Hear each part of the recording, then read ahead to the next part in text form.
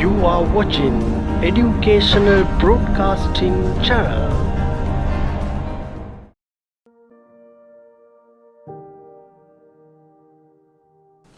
අයිබෝන් ආදරණීය දුවේ පුතේ EBC රූපවාහිනී නාලිකාව සමග සම්බන්ධව තියෙන ඔබ සියලු දෙනාම ඉතාමත් ආදරෙන් මම පිළිගන්නවා. ඔබට මතක ඇති අපි සාකච්ඡා කරමින් ඉන්නේ 10 ශ්‍රේණියේ ජීවයේ රසායනික පදනම කියන පාඩම නේ. ඉතින් එතනදී අපි සාකච්ඡා කළා ජෛවාණු කියන්නේ මොනවද? ඒ වගේ මේ ජෛවාණු කොහොමද ජීවීන්ට වැදගත් වෙන්නේ? ඒ වගේ ගොඩක් කරුණු අපි කතා කළා. ඒ වගේම අපි කතා කළා කාබෝහයිඩ්‍රේට් කියන ජෛවාණු පිළිබඳ ගොඩක් විස්තර අපි කතා කළා. හැබැයි අපිට තව ඉතුරු වෙලා තියෙනවා මේ කාබෝහයිඩ්‍රේට් කොහොමද ජීවීන්ට වැදගත් වෙන්නේ කියන එක. ඒක අපි දා සාකච්ඡා කළේ නැහැ. ඒ නිසා පොඩ්ඩක් අපි අද පොඩ්ඩක් ඒක සාකච්ඡා කරලා බලමු. මේ කාබෝහයිඩ්‍රේට් කියන මේ ඉතා වැදගත් ජෛව අණුව කොහොමද ජීවීන්ට වැදගත් වෙන්නේ කියලා. අපි මුලින්ම බලමු කාබෝහයිඩ්‍රේට් කියන මේ ජෛව අණුව අපිට වැදගත් වෙනවා. ඒ කියන්නේ ජීවීන්ට වැදගත් වෙනවා ශක්ති ප්‍රභවයක් ලෙස. ශක්ති ප්‍රභවයක් ලෙස.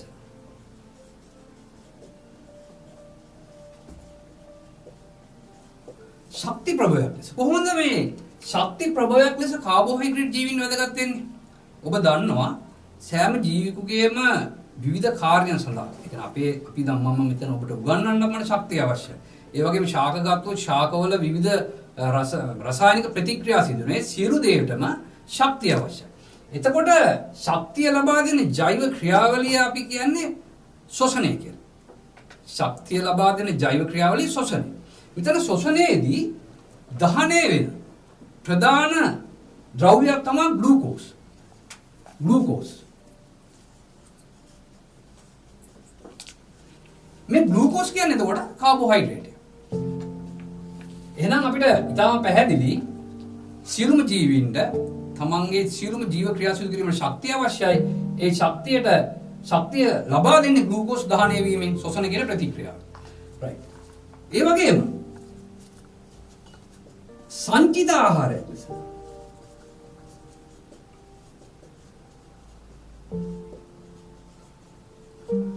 සංචිත ආහාරයක් ලෙස කාබෝහයිඩ්‍රේට් ජීවිතයට වැදගත් වෙනවා. ඒ කොහොමද?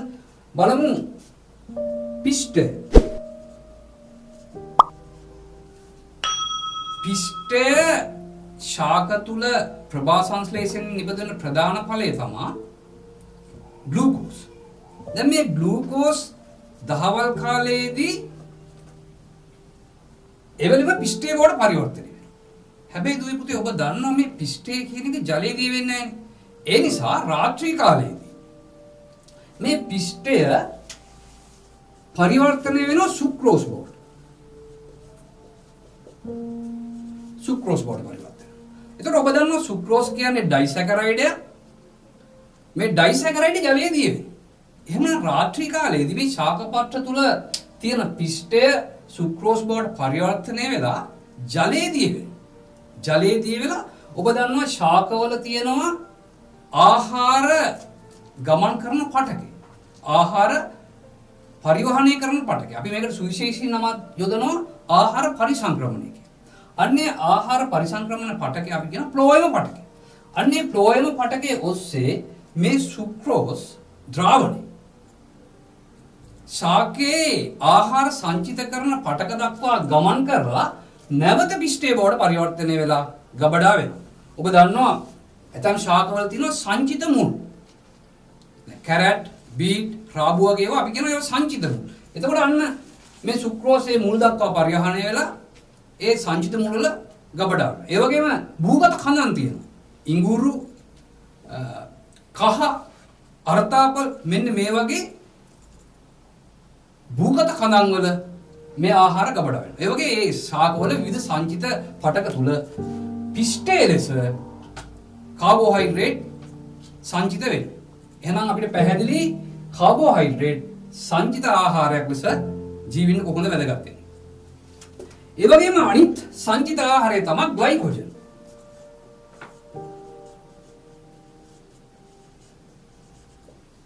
ග්ලයිකෝජන්. දැන් අපි ගන්න අරගෙන සතුන් තුල සංචිත ආහාරය සතුන් තුල කාබෝහයිඩ්‍රේට් සංචිත වෙන්නේ ග්ලයිකෝජන් විදියට. දැන් අපි ගන්න ආහාර වල ඒ කියන්නේ අපි ගන්න කාබෝහයිඩ්‍රේට් ආහාර වල අවසාන ඵලය ග්ලූකෝස්. එතකොට මේ ග්ලූකෝස් රුධිරයට අවශෝෂණය කරගෙන එම ග්ලූකෝස් ග්ලයිකෝජන් බවට පත් කරලා අක්මාව සහ පේශි පටක තුල ගබඩා කරනවා. එහෙමනම් ඔබට පැහැදිලි කාබෝහයිඩ්‍රේට් සතුන් තුල කොහොමද සංචිත වෙලා තියෙන්නේ. එතකොට කාබෝහයිඩ්‍රේට් සතුන් තුල සංචිත වෙලා තියෙන්නේ ග්ලයිකෝජන් විදිහට. රයිට්. අපි ඊළඟට බලමු කාබෝහයිඩ්‍රේට් වෙනත් ක්‍රම වලින් තව කොහොමද ජීවීන්ට වැදගත් වෙන්නේ කියලා. අපි දන්නවා කාබෝහයිඩ්‍රේට් නියුක්ලියික් අම්ල වල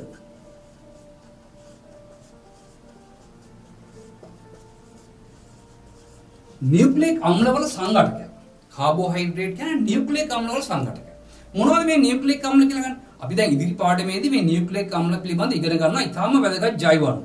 එතකොට අන්නේ නියුක්ලියික් අම්ලවල සංඝටකයක් විදියට කාබෝහයිඩ්‍රේට් ප්‍රයෝජනවත් වෙනවා. ඊළඟ දුවපිටේ තවත් ඊටාම වැදගත් ප්‍රයෝජනයක් තමයි ජීවීන්ට මේ කාබෝහයිඩ්‍රේට් ජීවීන්ගේ ව්‍යුහය ගොඩනැගීම සඳහා විශාල වශයෙන් දායක වෙලා තියෙනවා. අපි පොඩ්ඩක් බලමු මේක. ජීවීන්ගේ ව්‍යුහය ගොඩනැගීම.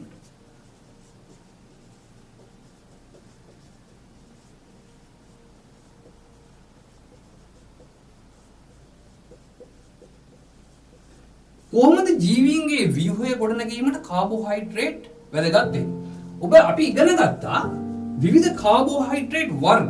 එකක් තමයි සෙලියුලෝස්. සෙලියුලෝස් කියලා කියන්නේ කාබෝහයිඩ්‍රේට් වර්ගයක්. එතකොට මේ කොහොමද මේ සෙලියුලෝස් ජීවීන්ගේ ව්‍යුහය ගොඩනැගීමට දායක වෙලා තියෙන්නේ? ඔබ දන්නවා ශාක සෛල. දැන් ශාක සෛලයක් ගත්තොත් මේ ශාක සෛලයේ පිටතින් තියෙනවා සෛල බිත්තිය කියලා එකක්. සෛල බිත්තිය. මෙන්න මේ සෛල බිත්තිය නිර්මාණය වීම සඳහා වැඩිපුරම දායක වෙලා තියෙන සෙලියුලෝස්. එහෙනම් ඔබට පැහැදිලි කාබෝහයිඩ්‍රේට් ශාකවල ශාක සෛලවල සෛල බිත්තිය සෑදීම සඳහා ඉතාමත්ම වැදගත් ලෙස දායක වෙලා තියෙන ජෛව අණු. ඒ වගේම ඔබ ඉගෙන ගත්ත කයිටින්. මේ කයිටින් කියලා කියන්නේ කාබෝහයිඩ්‍රේට් වර්ගය. එතකොට මේ කයිටින් වලින් කොහොමද, ඒ කියන්නේ කයිටින් කොහොමද ජීවීන්ගේ ව්‍යුහය ගොඩනැගීම සඳහා දායක වෙලා තියෙන්නේ? දැන් කයිටින් අපි ගත්තොත් දිලීර, ඔබ ඉගෙන ගන්න තියෙනවා දිලීර. ඒ දිලීර වල සෛල බිත්තිය සෑදිලා තියෙන්නේ කයිටින් කියන සංයෝගයෙන්. දිලීර වල සෛල බිත්තිය සෑදිලා තියෙන්නේ කයිටින් කියන සංයෝගයෙන්. එහෙනම් ඔකට පැහැදිලි සෙලියුලෝස් කයිටින් කියන්නේ කාබෝහයිඩ්‍රේට්. ඒ කාබෝහයිඩ්‍රේට් ජීවීන්ගේ ව්‍යුහ ගොඩනැගීමට දායක වෙලා තියෙනවා. ඒ වගේම සියලුම ජීවීන්ගේ සෛල තුල තියෙන ප්ලාස්ම පටලය. ප්ලාස්ම පටලය. දැන් මෙන්න මේ ප්ලාස්ම පටලය සෑදීම සඳහා විශාල වශයෙන් දායක වෙලා තියෙන්නේ ප්‍රෝටීන් සහ ලිපිඩ. නමුත් කාබෝහයිඩ්‍රේට් 10ක පමණ ප්‍රමාණයක් සෛල පටලය නිර්මාණය වීම සඳහා දායක වෙලා තියෙනවා. ප්ලාස්ම පටලය නිර්මාණය වීම. එහෙනම් ඔබට පැහැදිලි කොහොමද ජීවීන්ගේ ව්‍යුහය ගොඩනැගීම සඳහා කාබෝහයිඩ්‍රේට් දායක වෙන්නේ කියන්නේ. හොඳයි දුවපිට. එහෙනම් අපි දැන් මේ ඉගෙන ගත්තේ කාබෝහයිඩ්‍රේට් කියන මේ ජෛව අණුව ජීවීන්ට කොහොමද ප්‍රයෝජනවත් වෙන ආකාරය. ඔබ එතකොට මතක තබා ගන්න ඕන ශක්ති ප්‍රභවයක් ලෙස කාබෝහයිඩ්‍රේට් වැදගත් වෙනවා. ඒ වගේම ජීවීන්ගේ ව්‍යුහය ගොඩනැගීම සඳහා කාබෝහයිඩ්‍රේට් වැදගත් වෙනවා. ඒ වගේම නියුක්ලියික් අම්ලවල සංඝටකයක් ලෙස කාබෝහයිඩ්‍රේට් වැදගත් වෙනවා කියන මෙන්න මේ කරුණු ටික ඔබ හොඳින් මතක තබා ගත යුතුයි. එහෙමනම් අපි අදට මේ කාබෝහයිඩ්‍රේට් කියන ජෛව අණුව පිළිබඳව අපි ගොඩක් සාකච්ඡා කළා. එහෙනම් අපි ඊළඟට පටන් ගමු ලිපිඩ කියන ජෛව අණුව වැදගත් වෙන්නේ කොහොමද කියන එක. අපේ අද අලුත් මාතෘකාව තමයි ලිපිඩ. දැන් මේ ලිපිඩ ගත්තොත් අපි මුලින්ම බලමු අපි දැන් කාබෝහයිඩ්‍රේට් කියන ජෛව අණුව සෑදුනේ කාබන්, හයිඩ්‍රජන්, ඔක්සිජන් කියන මූලද්‍රව්‍ය. එහෙනම් අපි බලමු මේ ලිපිඩ කියන සංයෝගය සෑදීම සඳහා දායක වන ප්‍රධාන මූලද්‍රව්‍ය මොනවද කියලා. කාබන්, හයිඩ්‍රජන් සහ ඔක්සිජන් කියන මූලද්‍රව්‍ය තුන තමයි ලිපිඩ සෑදීම සඳහා ප්‍රධාන වශයෙන් දායක වෙන්නේ. ඒතකොට කාබෝහයිඩ්‍රේට් සඳහා කාබන්, හයිඩ්‍රජන්, ඔක්සිජන් කියන මූලද්‍රව්‍ය තුන දායක වුණා. හැබැයි මෙතන විශේෂත්වයක් තියෙනවා මොකද්ද? කාබෝහයිඩ්‍රේට් වලට වඩා ලිපිඩ වල ඔක්සිජන් ප්‍රමාණය අඩුයි. කාබෝහයිඩ්‍රේට් වලට වඩා ලිපිඩ වල ඔක්සිජන් ප්‍රමාණය වැඩි අඩුයි. අන්න ඒක ඔබ හොඳින් මතක තබා ගත යුතුයි. එසේම අපි බලමු දැන් ලිපිඩ වල ජල ද්‍රාව්‍යතාවය. ලිපිඩ වල ජල ද්‍රාව්‍යතාවය ගැන කතා කරනකොට ලිපිඩ ජලයේ දිය වෙන්නේ නැහැ. ඔබ ඒක හොඳින් දන්නවා මොකද ඔබේ ගෙදර උයන පියන භාජන ඒ වගේ තෙල් තියෙනවා නම් ඒ තෙල් අපිට ජලයෙන් හොදලා දාන්න බෑ. ඒ නිසා ලිපිඩ ජලයේ දිය වෙන්නේ නැහැ. හැබැයි කාබනික ද්‍රාවක තුල ලිපිඩ දිය වෙනවා. කාබනික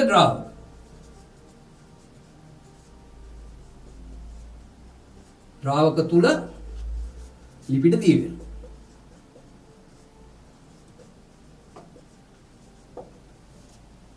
කියන බලනවා ගන්න කාබනික ද්‍රාවකයන් දෙක.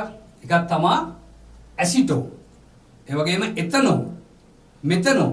අන්න ඒ වගේ කාබනික ද්‍රාවක තුල මෙන්න මේ ලිපිඩ දිය වෙනවා. අපි ඊළඟට බලමු ලිපිඩ වල තැනුම් මේකක.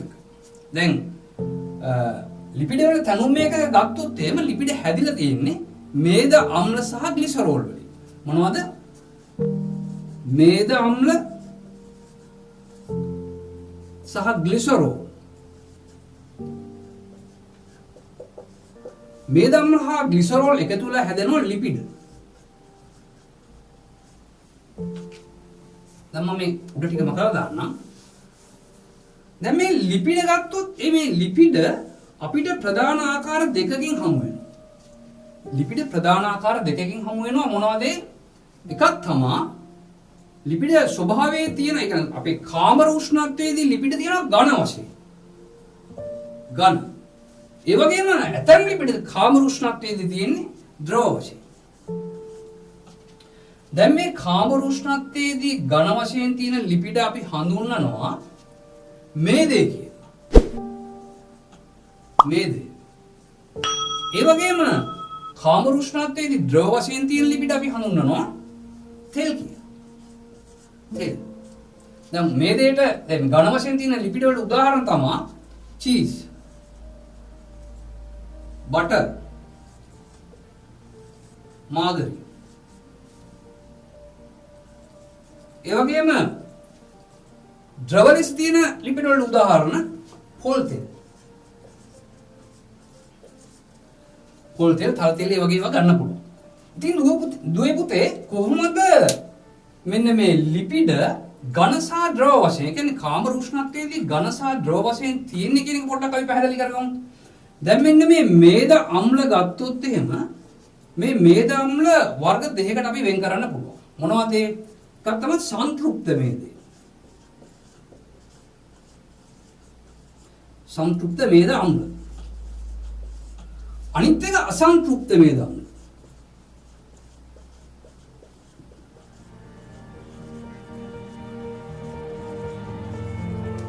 එහෙනම් මේද අම්ල ප්‍රධාන වර්ග දෙකයි.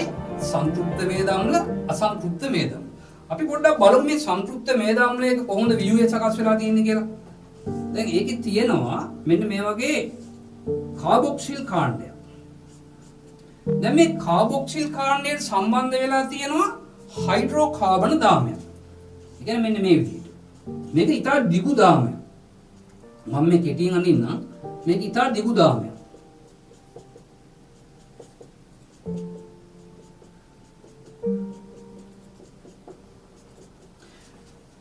දැන් ඔබ හොඳින් බලන්න මෙන්න මේ කාබන් දාමේ මේ කාබන් පරමාණු අතර නම් මේ එක ඉරි කැලලයි ගහලා තියෙන්නේ. දැන් මේක අපි 11 ශ්‍රේණියේ දරුවන් නම් දන්නවා මෙතන මේ කාබන් පරමාණු අතර තියෙන්නේ ඒක බන්ධන. ඒ කියන්නේ අපි එක ඉරි කැලලකින් අපි ඒක බන්ධනය නිරූපණය කරා. එතකොට බලන්න අසංතෘප්ත මේද අම්ලය පොඩ්ඩක් එනලා පෙන්නන්න. ඒකෙත් මේ විදිහටම තියෙනවා කාබොක්සිල් කාණ්ඩයක්.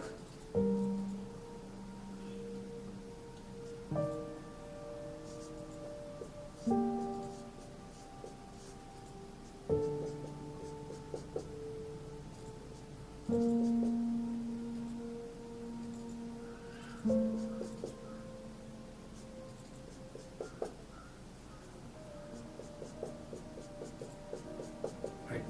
තව ඊට වඩා දිගු දාමයක් ඉන්නේ. එතනදී මෙන්න මේ බලන්න මෙතන මේ කාබන් පරමාණු දෙක අතර තියෙන ද්විත්ව බන්ධනය. කාබන් පරමාණු දෙක අතර තියෙන ද්විත්ව බන්ධනය.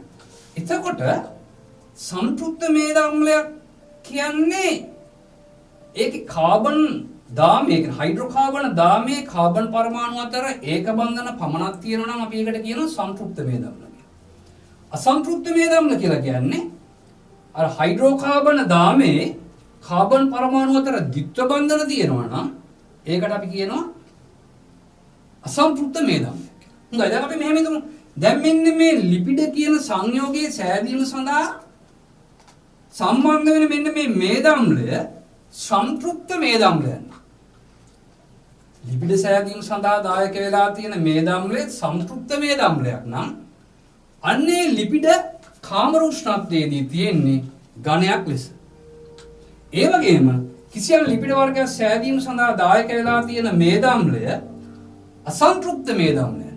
අසංතෘප්ත මේදාම්ලයන් නම් ඒ ලිපිඩ කාමර උෂ්ණත්වයේ තියෙන ද්‍රවයක් ලෙස. දැන් එහෙනම් දුවේ පුතේ ඔබට හොඳට පැහැදිලි කොහොමද මෙන්න මේ ලිපිඩ ඝන සහ ද්‍රව ලෙස කාමර උෂ්ණත්වයේදී ඝන සහ ද්‍රව ලෙස පවතින කියන එක දැන් ඔබට පැහැදිලි. එතකොට මෙන්න මේ සංතෘප්ත මේදාම්ල බහුල ආහාර සංතෘප්ත මේදාම්ල බහුල ආහාර චීස් බටර් මාගරින් ඒ වගේම ගව මස් ඌරු මස් එළු මස් වගේ අන්නේ ආහාරවල මේ සංතෘප්ත මේදාම්ල බහුලයි.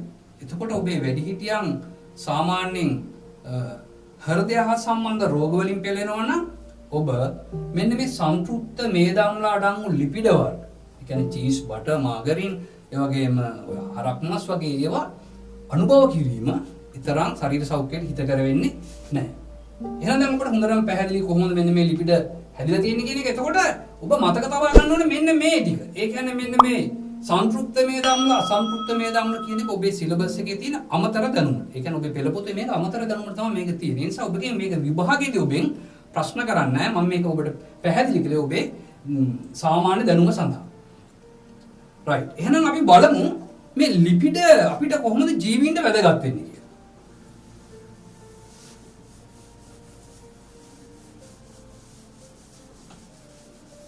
ලිපිඩ කොහොමද ජීවීන්ට වැදගත් වෙන්නේ?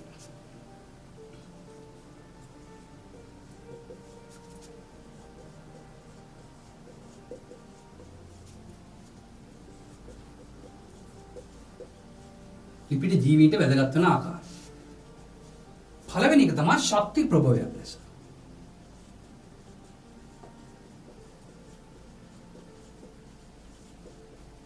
ඒ කියන්නේ ලිපිඩ ජීවීන්ට වැදගත් වෙනවා ශක්ති ප්‍රභවයක් ලෙස. දැන් මම කලිනුත් කිව්වා කාබෝහයිඩ්‍රේට් කියන ඒ සංයෝගයත් ශක්ති ප්‍රභවයක් ලෙස වැදගත් වෙනවා. ඒ වගේම තමයි ලිපිඩත් ශක්ති ප්‍රභවයක් ලෙස ජීවීන්ට වැදගත් වෙනවා.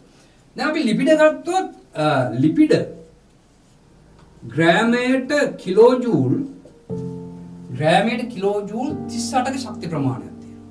ඒ කියන්නේ ලිපිඩ ග්‍රෑම් එකක් ගත්තොත් ඒකේ ශක්තිය තියෙනවා කිලෝජූල් 38ක් පමණ. හැබැයි කාබෝහයිඩ්‍රේට් වල 17ක් පමණ. ඒ කියන්නේ ග්‍රෑමයට කිලෝජූල් 17ක පමණ ශක්ති ප්‍රමාණයක් තමයි තියෙන්නේ. එහෙනම් ඔබට පැහැදිලි මොකක්ද?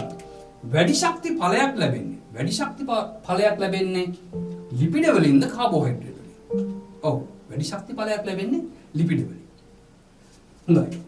එහෙනම් ඔබ ඒක මතක තබා ගත යුතුයි. ඒ වගේම මේ ලිපිඩ වැදගත් වෙනවා ජීවීන්ගේ ව්‍යුහය ගොඩනැගීමට.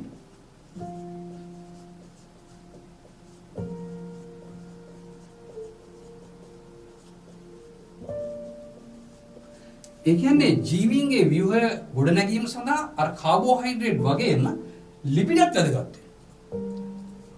දැන් අපි බලමු ලිපිඩ වර්ග මොනවද කියලා ඉස්සලාම. ලිපිඩ වර්ග. දැන් ලිපිඩ වර්ග තියෙනවා මොනවද? තෙල් සහ මේදය. ඒ වගේම කොලෙස්ටරෝල්.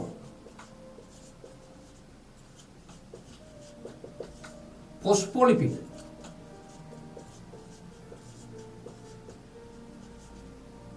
QT.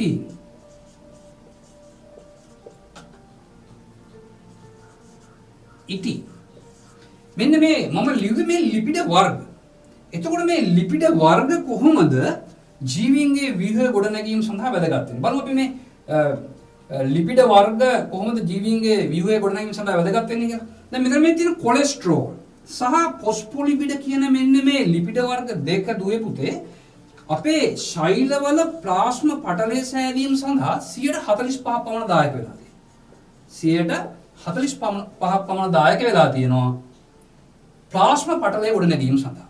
එහෙනම් අපේ ජීවයේ ව්‍යුහමය කෘත්‍ය මේකේ ශෛලයනේ. ඒකට මේ ශෛලයේ ප්‍රධාන ඉන්ද්‍රිකාව තමයි මේ ශෛල පටලය කියලා කියන්නේ. ඉතින් මේ ප්ලාස්ම පටලය සෑදීමට මෙන්න මේ කොලෙස්ටරෝල් සහ ෆොස්ෆොලිපිඩ කියන ලිපිඩ වර්ගයේ 145 පමණ දායක වෙලා තියෙනවා. ඒ වගේම මේ කියුටින් කියන ලිපිඩ වර්ගය. දැන් කියුටින් කියන ලිපිඩ වර්ගය ශාකවල උච්චර්මයේ බාහිරින්ම තියෙනවා මේ කියුටින් කියන ලිපිඩ වර්ගය. එතකොට මේ කියුටින් මගින් ශාකය තුලින් ජලය වාෂ්ප වෙන එක අඩු කරනවා. එහෙනම් ඒක වැදගත් වෙනවා මොකටද? ජීවීන්ගේ ජල සංරක්ෂණය සඳහා. ජීවීන්ගේ ජල සංරක්ෂණය. ජීවීන්ගේ ජල සංරක්ෂණයට මේ කියුටින් කියන ලිපිඩ වර්ගය ඉතාම වැදගත් වෙනවා. එහෙනම් ඔන්න ලිපිඩ වල වැදගත්කම් අපි දෙකක් කතා කළා. මොකක්ද? ඒ කියන්නේ ව්‍යුහය ගොඩනැගීම සඳහා කොලෙස්ටරෝල් සහ ෆොස්ෆොලිපිඩ ප්ලාස්ම පටලය සෑදීමට දායක වෙලා තියෙනවා. ඒ වගේම කියුටින් සහ ඉටි ජීවීන්ගේ ජල සංරක්ෂණය සඳහා වැදගත් වෙලා තියෙනවා. දැන් මේ ඉටි කියන ද්‍රව්‍යය අපි දන්නවා අර කුමි සතුන් තියෙන ඉන්නෝනේ. දැන් මේ කුමි සතුන්ගේ උච්චාරණය. ඒ කියන්නේ අපි යාගේ බාහිර සැකිල්ලක් තියෙනවා නේ උච්චාරණයට ඉහළින් තියෙනවා මේ ඉටි කියලා ද්‍රව්‍ය. එතකොට ඒ තුලින් මොකද වෙන්නේ? ඒ කුමින් තුලින් ජලය වාෂ්ප වෙන එක අඩු වෙනවා. එහෙනම් මේ කියුටින් සහ ඉටි ජීවීන්ගේ ජල සංරක්ෂණය සඳහා වැදගත් වෙනවා. හොඳයි එහෙනම් දුවේ පුතේ අපි මේ ලිපිඩ වල තවත් වැදගත්කම් කීපයක් තියෙනවා. අපි ඊළඟ පාඩමේදී ඒ පිළිබඳ සාකච්ඡා කරමින් නැවත හමු වෙමු. ඔබ සියලු දෙනාට ආයුබෝවන්.